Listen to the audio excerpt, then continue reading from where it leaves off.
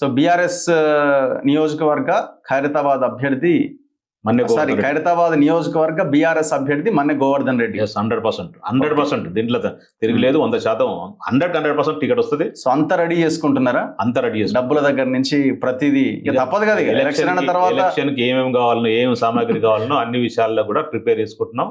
అంత రెడీ ఉన్నాం. ఎలక్షన్ ఎప్పుడు వచ్చినా ప్రిపేర్ ఉన్నాం. సో చావో రేవో అనే లాగా మీరు సిద్ధపడుతున్నారు. 100% ఇది చావో రేవో కంపల్సరీ. నాకు వ్యక్తిగత నాకు చావో రేవో ఉంటది. నేను దాదాపు 15-20 సంవత్సరం నుంచి ఇదే కాన్స్టిట్యూన్సీ పట్టుకొని ఉన్నాను. 2010 ఇన్ఛార్జ్ ఇచ్చారు. 2010 నుంచి ఈ రోజు వరకు 2014 టికెట్ ఇచ్చారు.